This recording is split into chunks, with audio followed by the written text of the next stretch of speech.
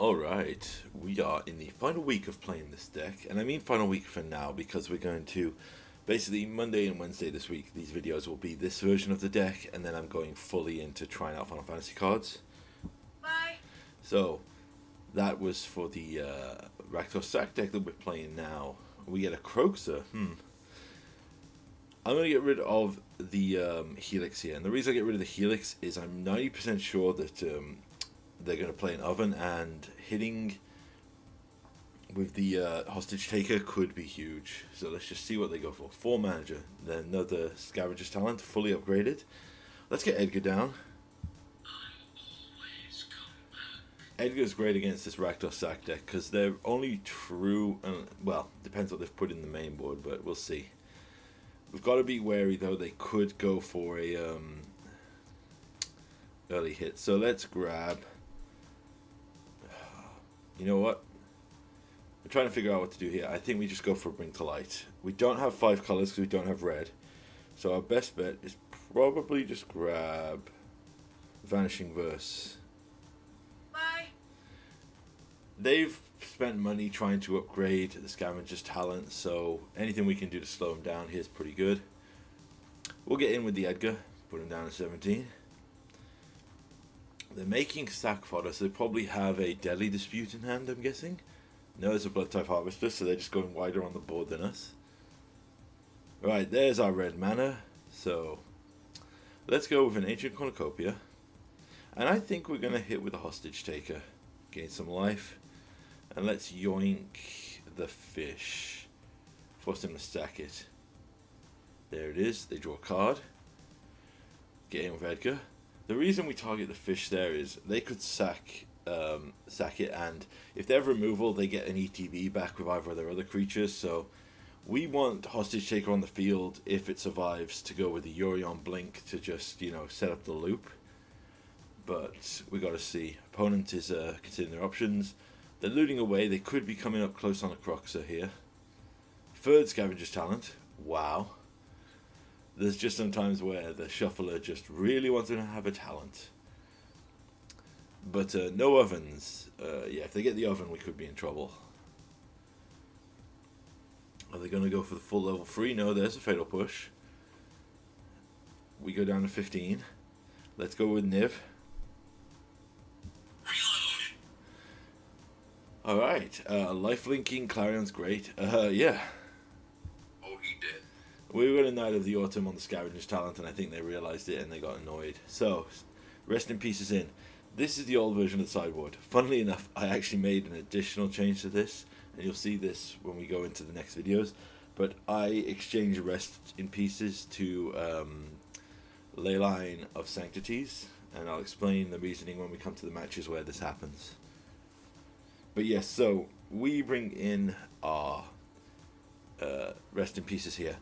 My big problem with Rest in Peace I was finding is it is a great option for this deck and a few other niche decks.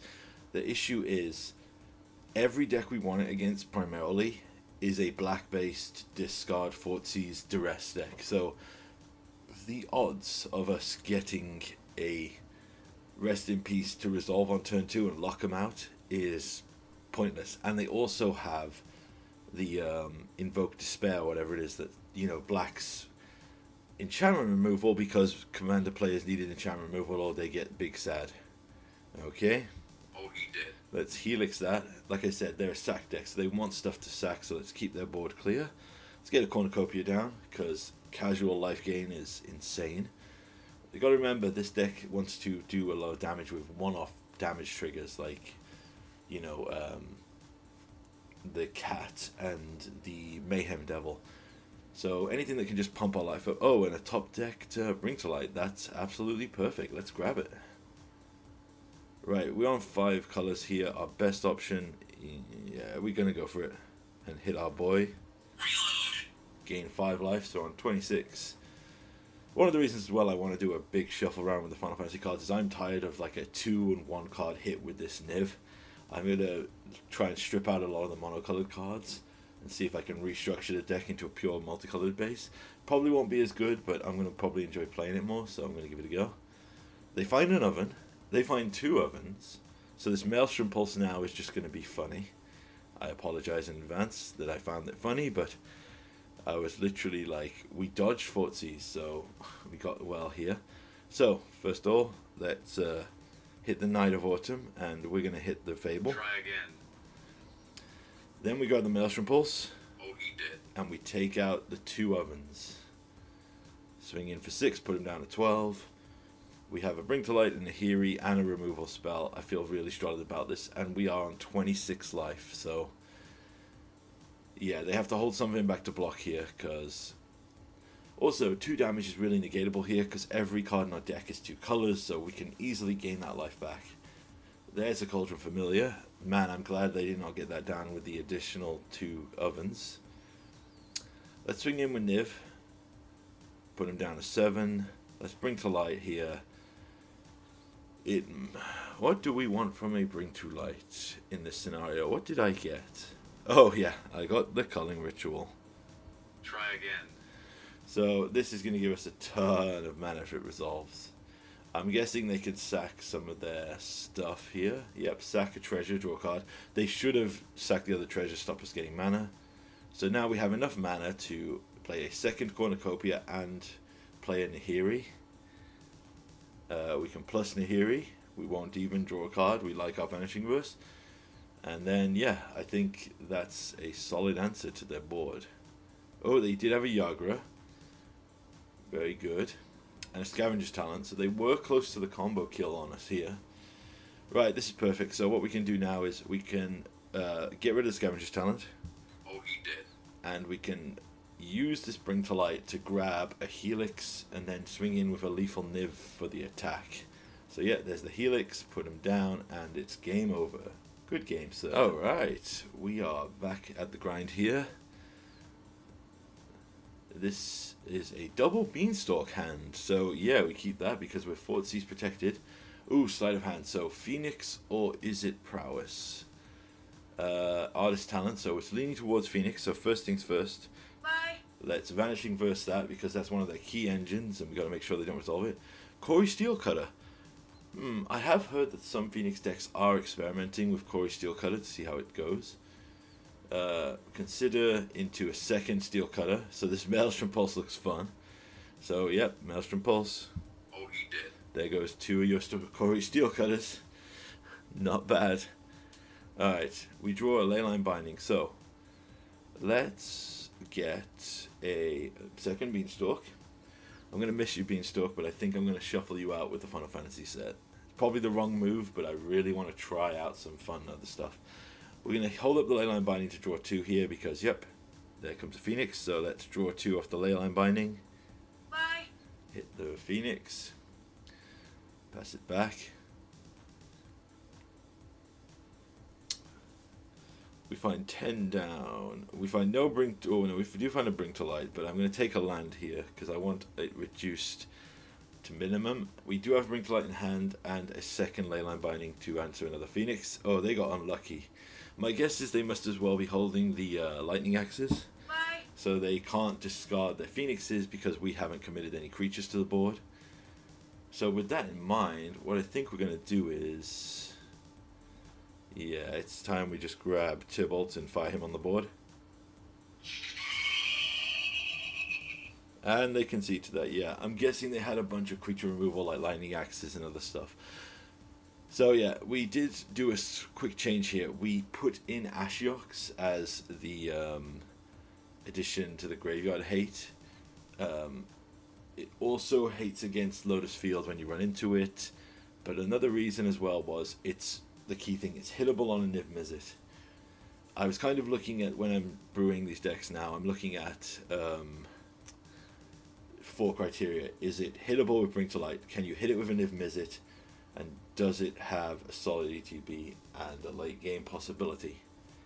And Ashiok, yep, this is an interesting hand, but we are like, can we draw a land? So... We have 4 colors, 5 colors now. Well, no, hold on. Yeah, we get black there. We have 3 colors, sorry. So we can play our... Oh, yep, we keep drawing lands. We can do that. Right. The verges don't reduce our thing, though. But what we can do is... There's a Corey Steelcutter. They sleight of hand to give a monk. So this appears to be more of a... Ooh, yeah. Play triple colors here. We'll use a Leyline Binding. Bye. And we'll exile the Steel Cutter. And then we can just hold it back. They should not have anything too crazy to get rid of the Steel Cutter. So let's start with an Ashiok. See if he resolves. He does. Let's mull them for 4. And exile their graveyards. Nice. And we can hold up a Leyline Binding. This is actually came out to be a pretty good hand. Again, like I said, we just... Ooh, there's a monk. Right, they go to combat. Attack in. They attack us. Put us down to 2. So let's hit the Leyline Binding, see if they respond. They probably have counter magic. Yes, there's the annul. That makes them a second thing, but that's great for us, because now we can go Bring to Light. Let's grab the Culling Ritual here. Oh, he did. Gets us free mana, and we can then bring the Yorion into hand. Mill again, exile the graveyard. They play their third Corey Steel Cutter. Pretty good for them. Let's play a land. Let's minus with Ashiok. Mill more of their graveyard. Then we're going to play the Yorion here because it is a blocker. We can reset the Ashiok. And hold off. See if they do anything here.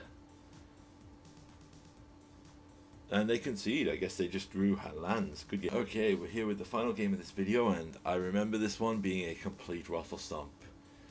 So, yeah, mulligan down, and you'll notice a key thing here. We do not have blue mana. And I will tell you now, for the entirety of this match, the Arena Shuffler thought we did not deserve blue mana. Like, this was such an anomaly, because this didn't happen in any matchup we were having before. We did draw, obviously, the Beanstalks, which are a great balance. So this is an Aristocrats Raise the Pass deck.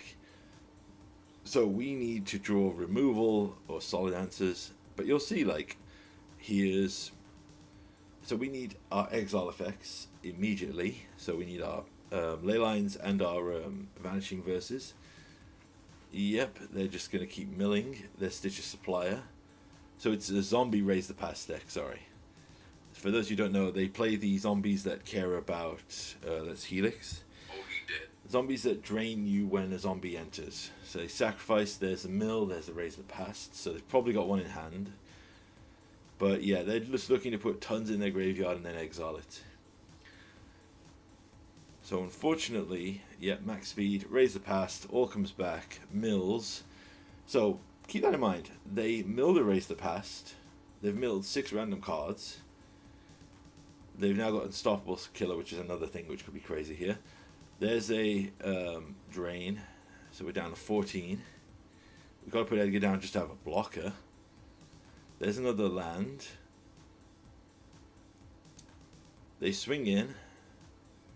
I'm going to block Vashir here, because if they've got their third, which, spoiler alert, they do have randomly another perfect addition, which is, you know, their another Raise the Past, then they can just go off there, yeah.